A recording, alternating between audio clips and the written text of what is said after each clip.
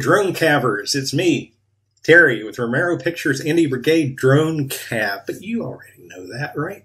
That's why you're here. Well, I always say it, going to say it again. Got a fun one for today. And boy, this is a super fun, a mega fun one. They just get more and more fun. But that's what the Drone Cav's all about, right? Getting good aerial footage and having fun. So we're talking about today some hardware. And it's going to be kind of talking head style today because I can't get outside due to here in the Sunshine State being swamped with rain every day. Yeah, we've been getting rain, go away, right? So it's been tough to get outside to get any footage, to get any demo stuff to show you. So anyway, we're just going to talk about some hardware because we've had some excitement here at the Drone Cav the past few days. Let's hit the brakes. You know I love my Mavic Mini, and you know I love my Untitled Evo. And you know, let's touch on that for a second. I mean, you've got people that are like everything else. They're big fans, fanboys. You got DJI guys, never touch an Untitled, and you got Untitled guys saying, DJI garbage. Come on, they all make good stuff. They all have some pretty good products, like everything. I mean, they you know. Sometimes they miss the mark, but for the most part, there's some good stuff out there. Now, I'm not talking about these cheapy $50, $100 toy drones. Those are great. You know, they're great for the kids, or they're great if you just want to get started and you're not worried about crashing something while you're trying to learn a bit and losing a lot of money. But we're not talking about that. We're talking about tools that you can use for your projects. Now, the Mini surprises a lot of people because they say, it's an entry-level drone, blah, blah, blah, blah. Yeah, well, you know, depends on how you know how it, if you can talk, it depends on how well you know how to use it. There are some compromises, though, to be made with a tiny drone like this. It's very lightweight. It just weighs 249 grams. That does keep it light. That means the batteries can be smaller. Your overall case and equipment you need to carry around, tiny. You can take this thing everywhere. You've heard me say this before. It has a really good camera, a really, really nice camera. It shoots 12 megapixel stills, but you saw in a previous episode how we can stitch those together to make like an 80 megapixel shot. So, you know, again, it's your creativity. It's how you learn more about getting the most out of your equipment. Hey, throwing money at something and buying the latest, greatest, if you don't know how to use it, you know, what's the point, right? So knowing the ins and outs of the equipment, of the tools, because you've got, again, I say this all the time, you're doing two things. You're flying an aircraft as a remote pilot, and you're working as a photographer, videographer, cinematographer. You're doing two things. You're wearing two hats at the same time. So the more you know, it's going to make you better in both those areas because you are doing them simultaneously. You are tap dancing and chewing gum. You are patting your head and rubbing your belly. You are doing multiple things when you're flying and shooting. Camera on the Mini shoots at 2.7K. All right, you know, everybody's kind of got 4K on the brain, which is cool. 4K, you know, 4K is 4K. I mean, we're not going to get into that discussion. But if you're just shooting something that you're going to put on YouTube, social media, whatever, do you need 4K? So there has been a recent update pushed out by DJI, firmware update, that gives you even more control, like shutter control, exposure control, and some other things that really, really make this camera perform. And again, with ND filters, you've heard me go on and on about ND filters. You can really get some nice stuff. Now, let's get back to the compromises. It's light. Okay, well, that sounds like a plus, right? It is a plus in a lot of ways. It's also a negative in some ways. You have to think about the environment. You're flying in the air, all right? Where else are you going to fly? You're leaving the ground. Wind speed can be an enemy. It can be an aggravation. It can be a pain in the rear end. Typically, wind speed is going to be lower or lesser at ground level where you're standing. It might feel great. You might just feel a slight breeze. You get up 50 feet, and it is blowing around. You don't know. And that's the thing. Wind is unpredictable, particularly in a situation like I'm having right now in Florida where we have these rain showers and storms moving through. It might clear up between fronts moving through, but that doesn't mean it's nice and calm between. It might not be raining. It might look clear. Everything might look calm. It very well may be completely calm. You may go out there and go up 50 feet and have 22 mile an hour gusts. So a little guy like this is going to get bounced around a lot. Now, the 3-axis gimbal is going to do a good job at keeping the image straight. But if you look up and you see your drone drifting away. I mean, the GPS is going to try and correct it, but that means the motors are going to be working harder. Okay, that it's kind of obvious. It's going to be putting more stress on the motors. But the more immediate concern is it's burning through battery faster. So it's having to do all this extra work just to keep itself located. And with enough movement, enough wind turbulence, it can affect, I mean, the gimbal only has so many degrees of compensation, so it can affect your image. But the bigger thing is we don't want to fly away. We don't want to lose control of the aircraft. So being smaller with less mass, it's going to be more susceptible to moving around in the wind. So if you're doing anything with any altitude, that's something to keep in mind. Again, not going to pick on the drone at all. I love it. I absolutely love it. I adore it. It's fantastic. But some safety things to consider. See these 2 dots in the front? A lot of people have mistaken those for sensors, like forward obstacle sensors. They are not. They're 2 little pieces of black plastic there for aesthetics, and that's it, to give it kind of a cool look. What's that on the back? Oh, nothing to see here. Move along. Now, if we get to the bottom, we have a couple sensors here, which aid in locating the ground when you're coming in for a landing, so it just doesn't, boom, crash into the ground. So it can slow its descent and have a controlled descent and landing. So those are there for that reason. Now, why are sensors important? Well, it's kind of obvious, to keep you from flying into things. Like trees, buildings, walls, fences, anything. It will protect that. This guy will not. It will fly bam straight into a wall, a tree, a building, a person, an animal. It doesn't care. It'll fly into anything you got it into. So if you're thinking about a Mavic Mini as a starter drone, or any drone for that matter without forward or rear sensors even, is that necessarily a good thing?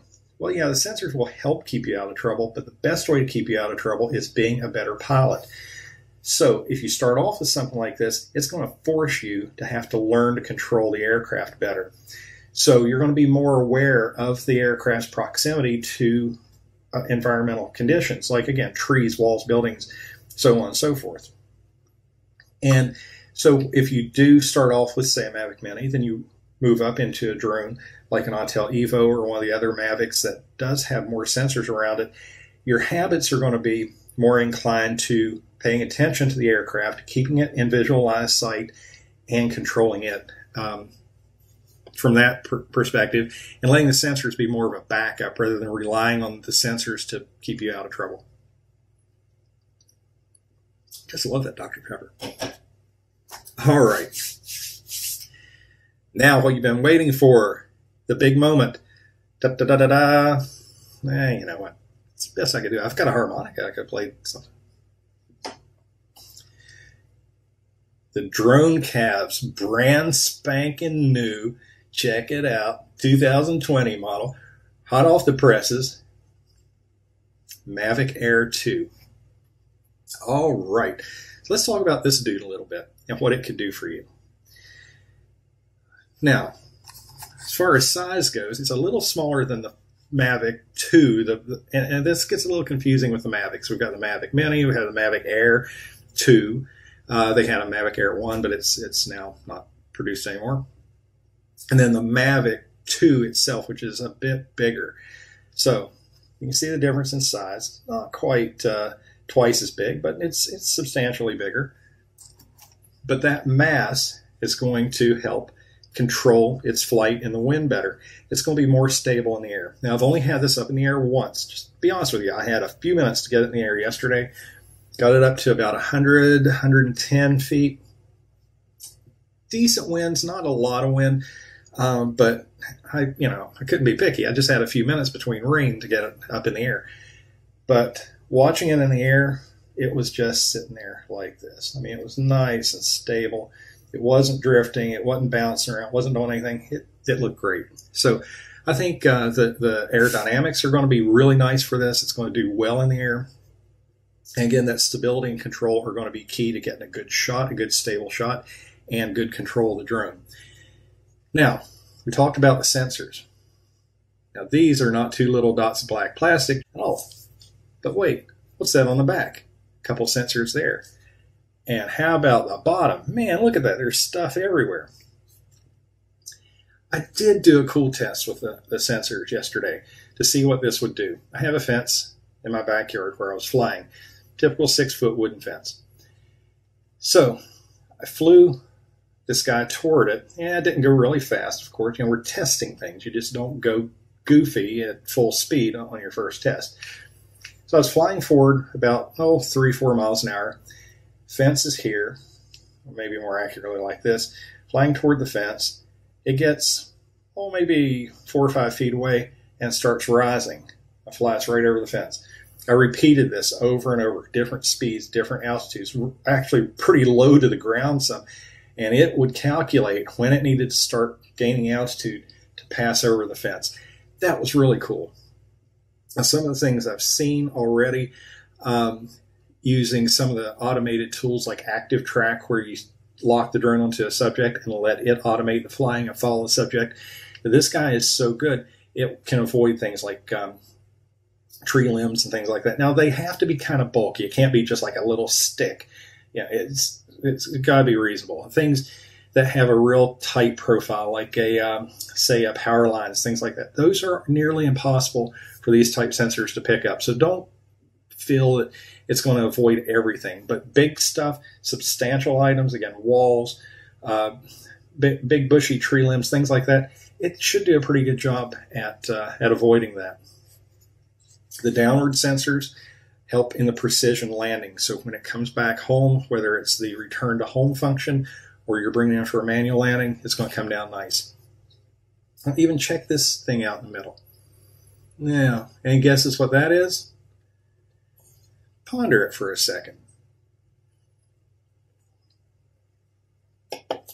Now, if you're flying in a dark environment, darker, say twilight, dawn, whatever, you need to light up your landing pad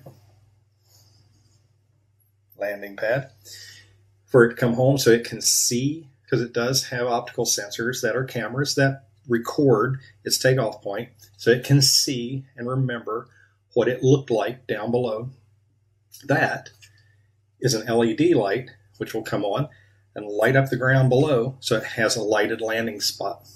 How cool is that? So yes, there's some really cool detailed stuff in here. But let's jump up to the camera. Shoots 4K, 60 frames per second, 3 axis. And from what I've seen, the image quality is fantastic. Now, it will also shoot in a couple modes. It has DJI's version of the log, which is called Decine-alike. So that gives you more overhead in post to color correct and work with the image. Now, as you know, I'm a big ND filter fan. We've talked about ND filters before, and I use them on just about everything in the world. They are there to, they're a dark piece of glass. They're there to help you control that shutter speed to get a good motion blur and get a nice image, or do other certain effects for still photography.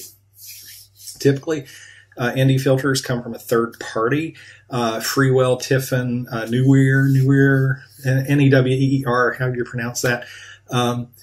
There are a lot of different ones out there, but they are made to kind of snap on or clip on or attach one way or another to your camera on your gimbal. And I've seen some of these they look great. They're made nice and everything, but there is some weirdness to the way they're made that they can throw off the calibration to the gimbal, and the gimbal won't calibrate, or it'll add too much weight and the camera will want to droop. And it does all these kind of weird things because the gimbal and camera is designed to work within certain parameters. And by adding extra weight or something that isn't really made for it, can throw it off. Well, this is a first that I've seen that comes in the Fly More combo with this, which is what I got, which I always preach. Just get the Fly More combo to get the extra accessories. We're going to look at that in a second too. But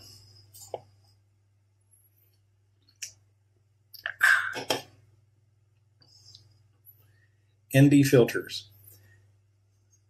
DJI brand, they come with their own ND filters. Now, it comes with a set of 3. I believe DJI has a set of 3 other configurations. This is a 1664 and a 256. I believe they have an 832 and 128 kit or something available or coming available. I've seen something about that. But the neat thing about these is they're made to work with this camera. So the lens that's on there is a protective polarizer lens that snaps off. It just has a little twist and it pops off, and you pop the other ND filter on. It's exactly, excuse me, it's exactly the same weight, same size, fits exactly the same way as the stock lens that's on there. So it doesn't change the profile at all. It's made to work with it. I really like that because I use them all the time. It takes a second to pop them on and off. You know they're on there secure. You know it's not, a clip isn't going to pop loose or something in the air and it's going to drop the filter off.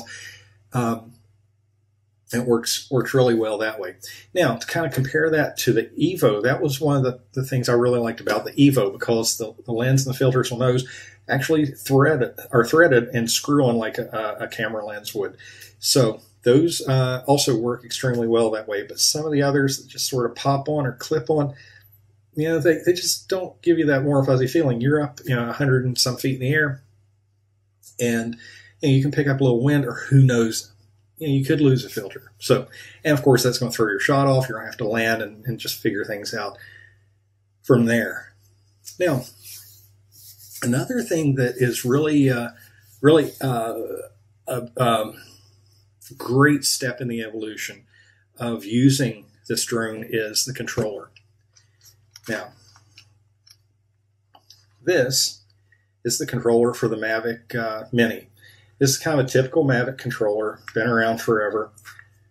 It's nice and small, compact, 2 antennas pop up, and they move around. They have some detents. They feel okay. I mean, they can feel a little fragile or whatever.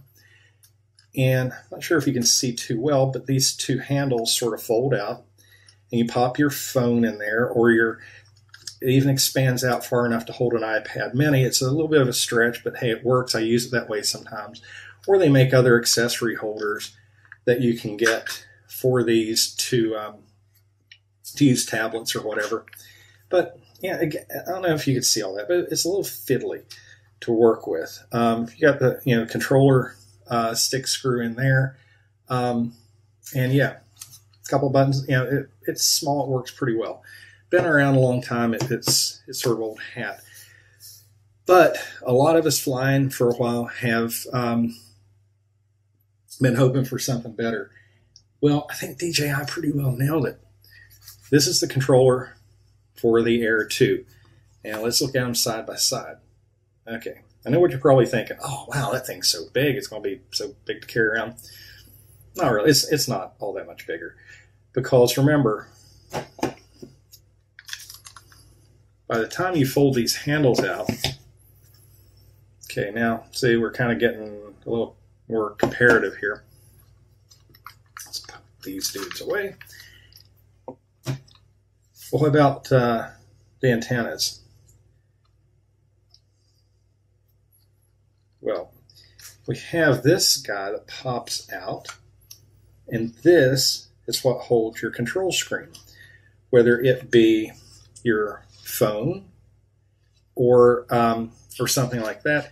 Now, there are some accessories. Again, I like flying with an iPad mini because it gives me a little more screen to work with. It's easier to see and touch the targets, because you need to go in there and make camera settings changes and things like that. And your phone screen, it's okay, but I've kind of got these big clumsy hands and fingers, so touching these little fine controls and sliders and adjusters and things, that's like a bigger iPad screen. Well, what about those fold-out antennas? Ain't got them. It's all in here. So this doubles as your control screen holder and your antenna. So you've got everything in this nice package, and I'm not sure how well you can see. Get the right angle. the cord is coiled up here, so you don't have to worry about, like, oh, where's my cable and all that, right in there. Pops down, you're ready to go. Again, same thing with the control sticks, and they store down here. You pop them out, screw them in, you're good to go. Nice rubberized grips on the back, and it just fits your hand so well. It's very well balanced, and I just think they did a good job with it. Now, as far as technology goes, this dude has DJI products have what's called OcuSync, which is the transmission system from the drone back to your control screen, so you can see what it's recording, what your footage is looking like. OcuSync has been really reliable. It's been really good. This has OcuSync 2.0. This is the first of DJI's drones to have the newer version. What that means is it will provide you a stable signal. They're advertising at 10 kilometers, about 6 miles. Now, going to qualify that, you got to keep your drone in line of sight. I assure you, I couldn't see this 6 miles away, and I would probably say you couldn't either. So that's, again, kind of one of those sounds good in the ads and on paper. But the real world benefit is it's going to give you a good stable signal in areas where you may have some Wi-Fi congestion or other interference. It's going to provide a good solid stable signal that way. Another thing this has is ADS-B, and that is a technology found in manned aircraft. Now, I've talked about this a little bit before. ADS-B is a technology that is sort of like a beacon. You have a version out and a version in. Well, the ADS-B out is where your aircraft is broadcasting its location. It's announcing where it is at all times to other aircraft. ADS-B in is the receiving side of that.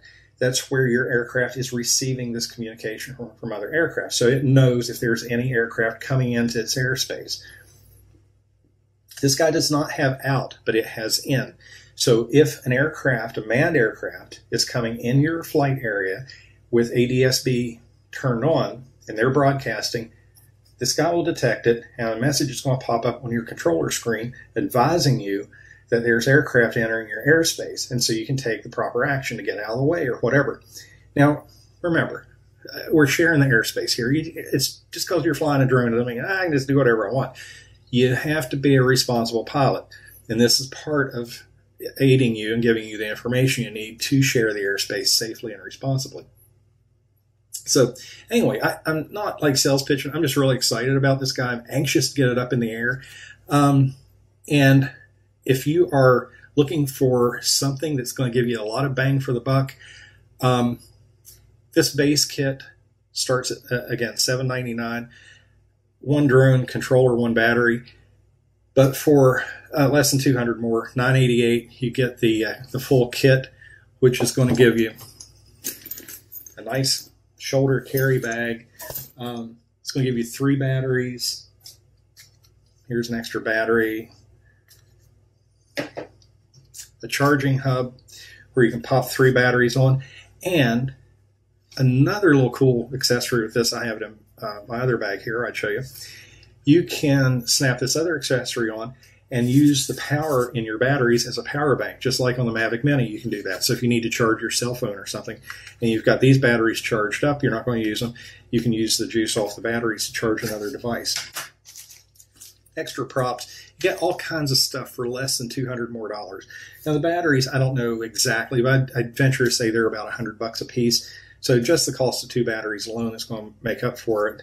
And then you get all the other accessories. But again, under $1,000, you're going to get a drone that shoots in 4K 60 frames, that writes data to the card at 120 megabits per second. So you're going to get a lot of image data written to your micro SD card to work with in post. 48 megapixel stills, a bunch of built-in tools that we're going to be getting into in later episodes as far as like active track and things like that. Some are kind of novelty that I just really don't have an interest in. But yeah, there's a lot of bang for the buck there. So if you're looking at something between say a Mavic Mini as something pretty high end, and your budget is saying, hey, you don't have $2,000-3,000 to put into this, but you need a little bit more than say the Mini offers. For under $1,000, this is going to be a fantastic tool. It outperforms the Mavic 2s, the bigger brothers, in several significant ways as far as the OcuSync 2, the ADS-B. The camera quality is amazing. It's going to be something I fly a lot, and you're going to be seeing a lot come from me out of it. So, again, any questions, anything you want to talk about drones, anything about models, the latest, greatest, things like that. You know, I do this all day, every day. Pretty charged up about it. I love it. And just give me a shout. Terry at blackdogdroneops.com. I'm also a mentor on the Romero Pictures website under Indie Brigade. Check out mentors. Book a session with me. We'll spend some time talking about drones, bouncing around some different models, or if you just want to talk about ND filters, you want to talk about accessories, tablet mounts, what cables to get. I mean, there's all these little things that can stop your show right now. And you don't want that to happen over a $3 or $4 cable. It happens. So there's all these little pitfalls to avoid. Again, the more information you have, the more information you have. So anyway, feel welcome to get in touch with me. And don't miss this Friday's episode of Romero Pictures at 9 o'clock on Facebook and YouTube. It's going to be some cool stuff on an awesome panel with George, Michael Mandeville, Richard Grieco, me, and I don't know, there could be more. Who knows? But anyway, thanks for watching. I'm here. I'm always here. If you have any drone questions or anything, get in touch. Let me know. Thanks for watching. As always, any questions, you just want to talk drone or anything, ping me, Terry at blackdogdroneops.com. Or, you know, I'm a mentor on the Indie Brigade. Just book a session. We'll get deeper into it. We'll talk about drones or whatever you need to know. So anyway, get in touch. Look forward to talking to you.